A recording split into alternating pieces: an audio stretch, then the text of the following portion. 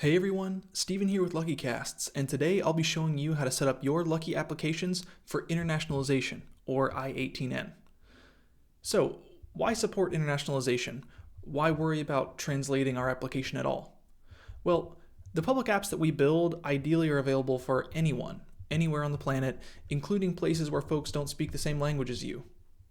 For example, let's take a look at the signed in user dashboard for Lucky Jumpstart. I currently have a hard-coded string, hello. That works great for English-speaking users, but not so much for anyone else. If I spoke Spanish, I'd expect this to say hola. If I spoke French, bonjour, etc., etc. Ideally, our applications shouldn't really hard-code language-specific strings. Instead, we should have our application logic figure out what string to display based on the user's language. We can do that with something like translate, dashboard.greeting. And the idea would be that when a user with Spanish set as their language loads this page, they see the Spanish greeting. When a user with English as their language loads the page, they see the English greeting. There are a million ways to accommodate this with homegrown solutions, shards, external third-party libraries, but today we're going to show you a very simple approach using a shard and a static YAML configuration.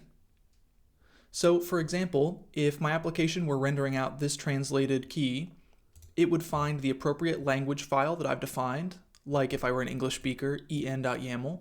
Then for me, it would render out dashboard.greeting, which is hello. If I were a Spanish speaker, the application would render out the content from es.yaml. If I were a French speaker, from french.yaml. Now, before you discount the idea of adding translations to your application because your current user base only has one language, it's worth keeping in mind that you don't have to define other languages' translations from the get-go. Building in this functionality from day one, even with just one supported language, will prevent a massive amount of refactoring down the road, especially if your app blows up in popularity in another country that you weren't expecting. Now that we've set the stage, let's go ahead and set up the translation capabilities in our application. This involves quite a lot of boilerplate that I don't want to walk through in great detail because it honestly could change over time. Instead, what I've done is extracted that logic into a bloat script that you can run using the bloat gem. So here I'm going to run bloat with go.luckycast.com/add i18n. I'll use that now to set up the shard, include it, add a module that we can use for our translator logic, add a migration to the users table, and include our module anywhere it's necessary. With all that in place, let's run through the files that were changed at a very high level and then get into using it in our code. We start by adding the shard itself. This is just the techmagister/i18n shard that we're going to be using for today's episode. We then require that shard and configure it in our config/i18n.cr file. All we're doing here is adding in some load paths for where to load our language files from, telling i18n to go ahead and initialize from that load path, and then setting the default locale to English for this application. Next, we add our English YAML configuration file.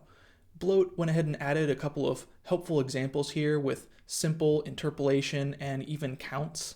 We'll go through those in more detail in a second when we're actually adding them to our application.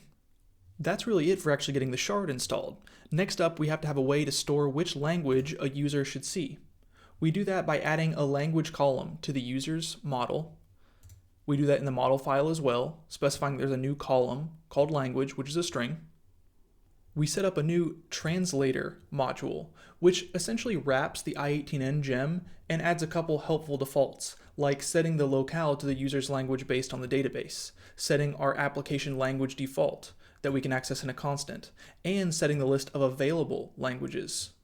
We leverage this module on the sign up page, where we need to ensure that we allow a new column called language in case you wanted to add it to a sign up form or something like that.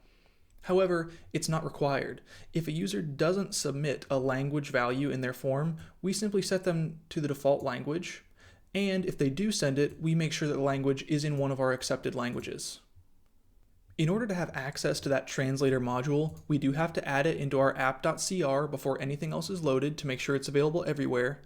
And then we add it to all of the source base pages where we're going to be using translations.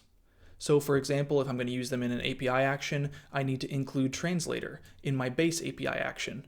The same goes for my browser action, for my main layout, for my error show page, and for my auth layout. One nuance here is note that because we're looking up the user's current language based on that language field, for layouts or pages where we don't have a current user, we have to quick def our user language to tell Crystal that it's going to be okay, just use the language default when we don't have a user present. All right, so 5 minutes later, we've now finally got our application ready to add translations.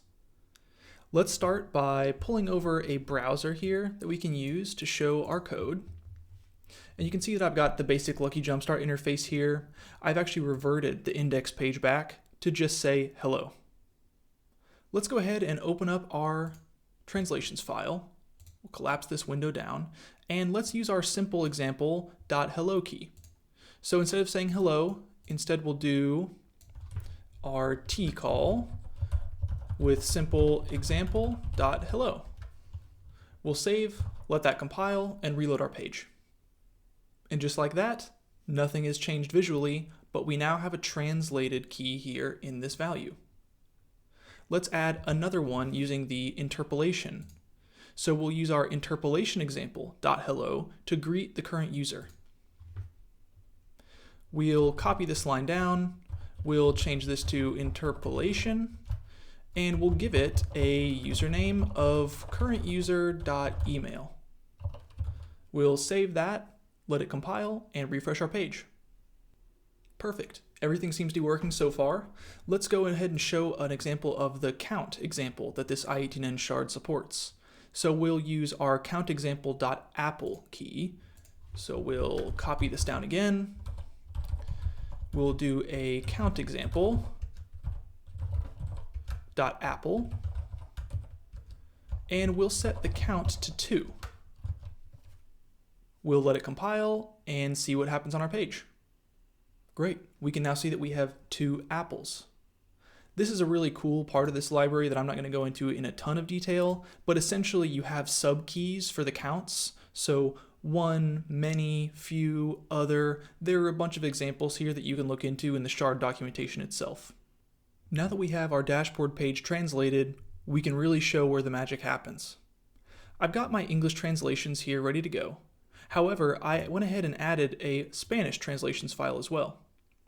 So we can see that the keys here are just translated into hola and manzana for apple. Now, instead of changing the actual value in my database, we're going to just go to our translator module, and we'll hard code the user language to ES. When we save this, it should modify our entire application logic such that as a current signed in user, I now see all Spanish translations instead of English translations. Let's check it out.